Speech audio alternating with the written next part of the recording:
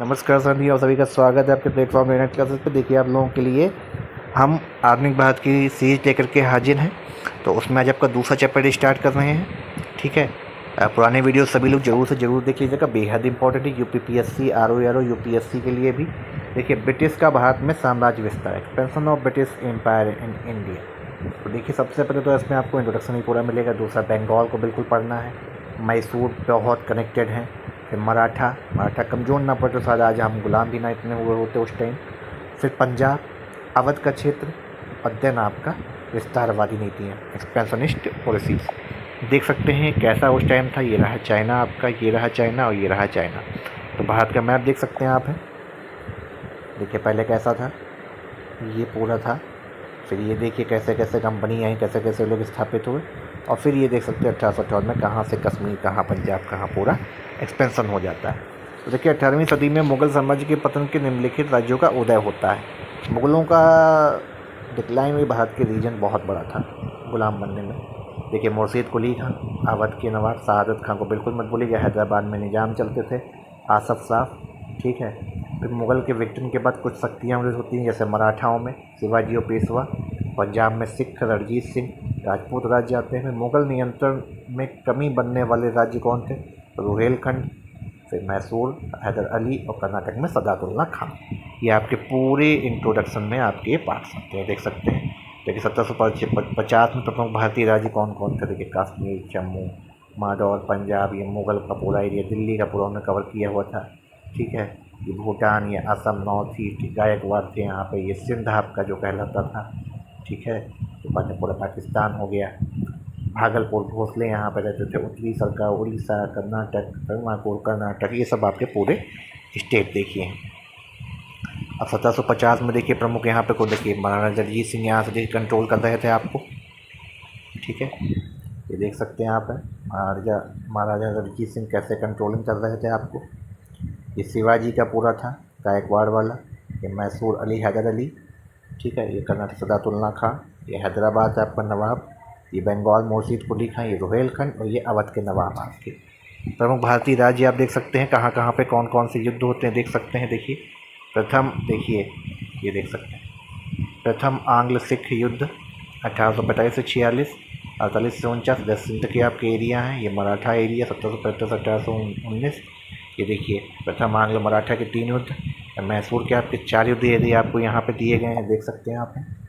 ठीक है, ये आपके मराठा के युद्ध हो गए सिंध वाले। ये देखिए अवध का, बंगाल पूरा यहाँ पे आपका था। ये प्लासी और बक्सर के युद्ध होते हैं, बंगाल की खाड़ी। तो ये पूरा आपको एक्सपोनेंशियल के माध्यम से आपको पूरा बता दिया। देखिए बंगाल इसमें सबसे इम्पोर्टेंट था।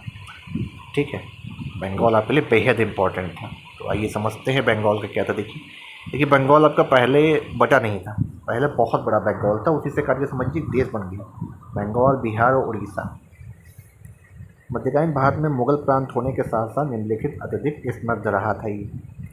तो अधिक उपजाऊ क्षेत्र यहाँ पे सोरा, चावल, कपास, नील, ये सब खेती यहाँ पे होती थी। ब्रिटेन को एशिया से होने वाले कोई पता लगभग 60% बंगाल से ही जाता था। मराठा, जाट, सीमावर्ती युद्ध जैसे नादिर शाह दरी से काफ़ी संघर्ष भी रहा था ये। उन्नत व्यापार, वस्त्र और कारीगर यहाँ पे थे। इन्हीं सब कारणों के चलते ही अंग्रेज़ों ने यहाँ पे अपनी नींव डाली, प्रशासन और शिक्षा की नींव डाली। और बंगाल के मध्यम वर्ग ने प्रेरणा लेकर भारतीय राष्ट्रीय आंदोलन का आधार भी यहाँ पे तैयार किया था। देख सकते हैं यहाँ पे, देखिए कैसा उस टाइम हमारा मैप था। देखिए बंगाल का प्रशासन कैसा था। तो ये तीनों की दीवानी उस टाइम होती थी। एडमिनिस्ट्रेशन था मुगल प्रांत, बादशाह औरंगजेब। अब देखिए यहाँ पे कैसे होते थे। देखिए इधर सूबेदार अजीमुद्दीन, ठीक, इधर दीवान मुर्शीद कुली खां ये नियुक्त हुए थे। फर्रुखसियार ने सूबेदार नियुक्त किया था।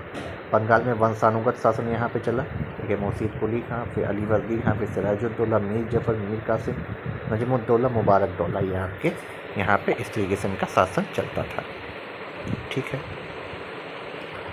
अब देख सकते हैं आप कि यहाँ पे कैसे हो क्या बंगाल के। देखिए प्रमुख नवाबों की अगर बात करी जाए तो आपके कौन कौन थे, लेकिन उससे पहले हम बंगाल के शासन पर बात कर लेते हैं। देखिए सिराज का जो है आपका कासिम बाजार व फोर्ट विलियम पर आक्रमण होता 1756 में। विरोधियों राजवल्लभ और कृष्ण वल्लभ को अंग्रेज़ों द्वारा शरण दी गई थी। फर्रुख सियाह 1717 में यहाँ पे किए गए दस्तकों पर अंग्रेजों द्वारा दुरुपयोग किया गया। स्वराज की आज्ञा के बिना अंग्रेजों द्वारा कलकत्ते की किलाबंदी कर ली गई। प्रभाव क्या होता है? कासिम बाजार, नवाब द्वारा कासिम बाजार की अंग्रेजी बस्ती पर हमला होता है। फोर्ट विलियम पर आक्रमण करके गवर्नर ड्रेक व अंग्रेजी फुल्टा द्वीप भाग जाते हैं। 20 जून 1756 को कलकत्ता का नाम अलीनगर रख दिया गया। अलीनगर की संधि भी होती है। हॉलवेल द्वारा कालकोठी घटना का वर्णन यहाँ पे किया गया है। 1756 में शौकत जंग को मानिहारी के युद्ध में पराजित कर दिया जाता है। अंग्रेजों का पलटवार देखिए क्या होता है। वो लोग जो है देखिए मद्रास से एडमिरल वाटसन और क्लाइव लाई द्वारा कलकत्ता पे आक्रमण किया जाता है, पुनः छीन ले। लेकिन हमने आपको बताया था ना। तो अलीनगर की संधि की डेट याद रखिएगा कौन सी है? 9 फरवरी 1757 में अलीनगर की संधि होती है। देखिए ट्रीटी ऑफ अलीनगर की संधि यहाँ पे सिग्नेचर हो रहे हैं, ठीक है। तो ये आप देख सकते हैं, ये युद्ध हुआ था। फिर म्यूचुअल तरीके से इनके युद्ध भी होते थे, ये आप देख सकते हैं। ये कालकोटी की देखिए घटना हुई थी यहाँ पे। अब देखिए अलीनगर की संधि में क्या होता है, रॉबर्ट क्लाइव व बंगाल नवाब सिराजुद्दौला, ठीक है, ये लोग क्या करते हैं,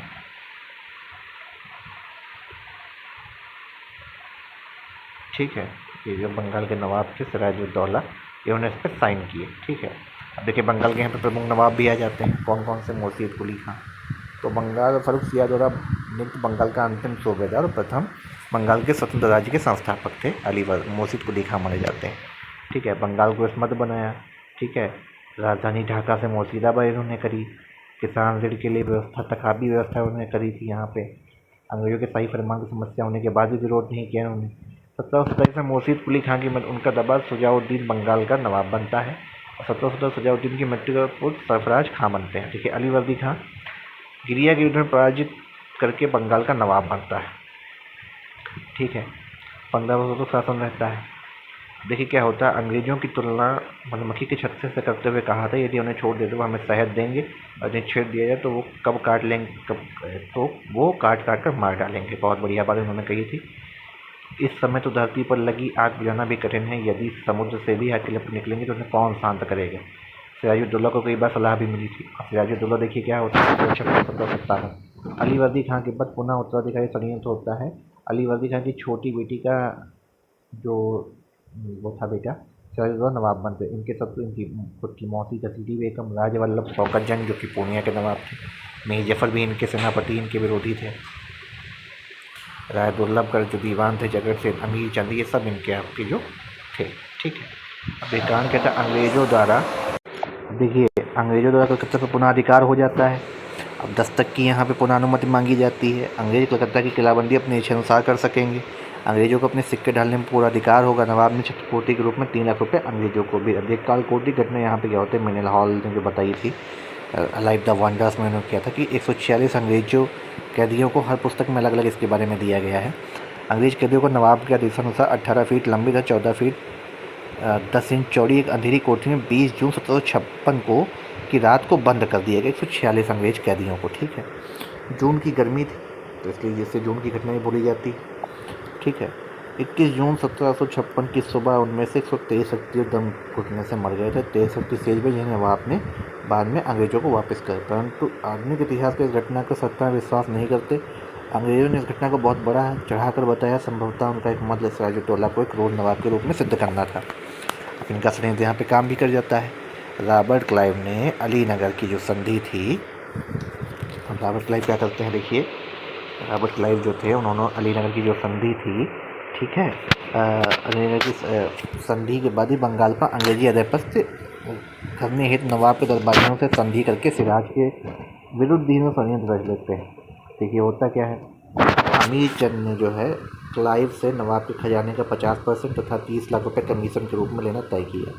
क्लाइव अमीर चंद को इतना अधिक धन नहीं देना चाहता, अतः उसने मीर जाफर से होने वाली संधि के 2 संधि पत्र, एक वास्तविक और दूसरा जाली तैयार करके सफ़ेद कागज़ पर लिखा हुआ संधि वास्तविक पत्र और लाल कागज़ पर लिखा हुआ जाली पत्र जाली इन्होंने बना लिया। अब देखिए वास्तविक पत्र में संधि में मीर जफर ने अंग्रेजों को निम्नलिखित सुविधाएं देने का कंपनी को हर तरह की सुविधा दी जाए। कलकत्ता पर वह उनका पूरा अधिकार मान लेगा। ढाका कासिम बाजार में दुरुस्त का निर्माण अधिकार होगा। कंपनी को कलकत्ता के पास 24 परगनों की जिम्मेदारी दी जाएगी। क्लाइव और कंपनी के अन्य पदाधिकारी को पर्याप्त धन दिया जाएगा। तो ये सब पूरा यहाँ पे इसमें दिया गया था। अलीनगर की संधि हम आपको बता ही चुके हैं, ठीक है। अब देखिए यहीं पे प्लासी का युद्ध होता है जो कि भारत के एक तरीके से बेहद इम्पॉर्टेंट होता है, इसको ज़रूर से ज़रूर याद रखिएगा। 23 जून 1757 की ये डेट भारत में ब्रिटिश शासन की नींव डालने में पड़ी बंगाल पर अपनी पहली सत्ता स्थापित करने ईस्ट इंडिया कंपनी को प्लासी का युद्ध लड़ना पड़ता है, और ये बेहद इम्पॉर्टेंट भी हो जाता है। कारण क्या था देखिए, अलीनगर की अपमानजनक संधि और क्लाइव द्वारा नवाब को इसके उल्लंघन का आरोप भी झेलना पड़ा। अंग्रेज़ों ने षड्यंत्र के द्वारा नवाब के प्रमुख अधिकारी को अपने पक्ष में किया। दस्तक का दुरुपयोग किया अंग्रेज़ों द्वारा हुआ था। किलेबंदी की अनुमति नहीं देना अंग्रेज़ों द्वारा नवाब को, ठीक है। नवाब पर कासिम बाजा इन सब पे अधिकार, ब्लैक होल पे जो घटना हो गई थी, अलीनगर की संधि के बाद अंग्रेज़ों का चंद्रनगर पर भी अधिकार हो जाता है। तो सिराजुद्दौला इन सब चीज़ों से थोड़ा सा अनअवेयर हो गए कि उनके ही लोगों को खरीद लिया गया। देखिए महत्वपूर्ण घटनाएँ क्या होती हैं ये देख सकते हैं आप। देखिए होता क्या है, 23 जून 1757 को भागीरथी नदी के तट पर स्थित प्लासी में युद्ध होता है। 3000 करीबन इनके पास सेना थी, और बंगाल इनके पास 50,000 सेना थे, लेकिन वफादार मोहनलाल और मीर मर्दान ही बचे थे, बाकी सब बिक गए थे। तो अंग्रेज़ों की विजय, मीर जाफ़र को अंग्रेज़ों ने बंगाल का कठपुतली नवाब बनाया और मीरन द्वारा सिराजुद्दौला की हत्या भी करवा देते हैं, ठीक है। अब देखिए होता क्या है, राजनीतिक कारण भी इनके कई सारे थे, ये आर्थिक कारण थे, ठीक है। कि फंड के रूप में कितने देने पड़े कंपनी को, 24 परगना की ज़मींदारी भी यहाँ पे मिल गई थी, ठीक है।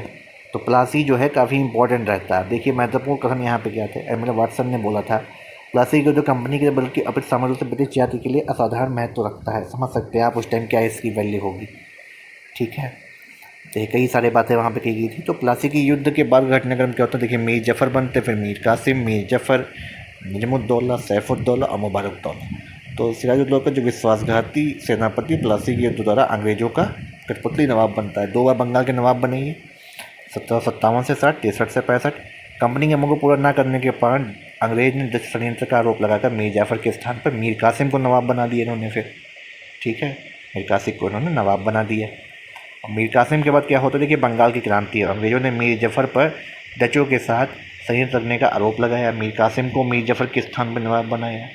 वेस्टी हार्ट ने इसे बंगाल की क्रांति भी बोल दिया, और कहना सही नहीं है, क्योंकि ना तो इसमें किसी के प्रकार के प्रशासन में परिवर्तन हुआ, ना ही इसमें जनता की भागीदारी थी।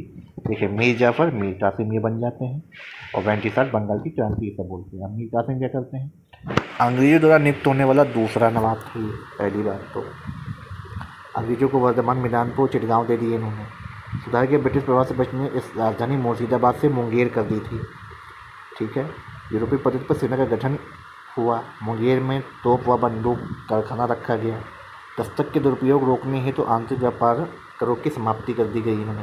अंग्रेज का विशेषाधिकार समाप्त। बक्सर के युद्ध की पृष्ठभूमि अंग्रेजों से मीर कासिम का संघर्ष व हार हो जाती है। तो ये आपके मीर कासिम रहे, ठीक है। अब देखिए यहाँ पे क्या होता है, बंगाल की क्रांति हमने आपको बताई थी। अब पटना का हत्याकांड क्या होता है, देखिए यहाँ पे बक्सर का युद्ध होता है। यह घटना 24 जून 1763 की थी। बक्सर के पूर्व की पृष्ठभूमि हम आपको बता रहे हैं। तो मीर कासिम ने क्या किया, तो जब इस घटना का पता चला उसने पटना पर आक्रमण कर उस पर अन्ना अधिकार किया। उन्होंने जैसे कटवा, गिरिया और सूती में नवाब की सेना को पराजित कर दिया। सबसे महत्वपूर्ण युद्ध उदय नाला के पास हुई, इसमें मीर कासिम बुरी तरह पराजित हुए। पराजय के विरोध में उसने पटना में गिरफ्तार करे 48 कैदियों को, जिसमें एलिजाबेथ उनकी सबकी हत्या करवा देता है कासिम। देन आपका होता है बक्सर का युद्ध। बक्सर के युद्ध में क्या होता है देखिए 22 अक्टूबर 1700 जो हेक्टर मुनरो, और इधर आपके सेक्शन में मीर कासिम, मुगल बादशाह शाह आलम द्वितीय, नवाब अवध के शुजाउद्दौला, ये सब के मध्य लड़ा गया। मीर कासिम देखिए अंग्रेजी संघर्ष और पटना हत्याकांड से प्रभावित थे, इस वजह से उन्होंने, अभी इसमें क्या होता है देखिए, यहाँ पे इलाहाबाद की प्रथम संधि होती है 12 अगस्त 1765, दूसरी 16 अगस्त 1765 में, ठीक है। पश्चिम में क्या थे, मुगल सम्राट शाह आलम द्वितीय, बंगाल के जो नवाब थे निजमुद्दौला और रॉबर्ट क्लाइव। अब कारण बक्सर के युद्ध में अंग्रेज़ों की जीत हो जाती है। मुगलों से बंगाल, बिहार, उड़ीसा की भी अधिकार मिल जाते हैं।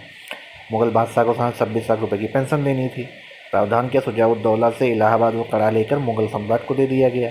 बंगाल में रियायत की आ जाती है। कंपनी को उत्तरी सरकार की जागीरदारी मिल जाती है। अब द्वितीय संधि में क्या होता है देखिए, वो संधि की डेट याद रखिएगा कि अवध का नवाब शुजाउद्दौला और रॉबर्ट क्लाइव पक्ष में थे।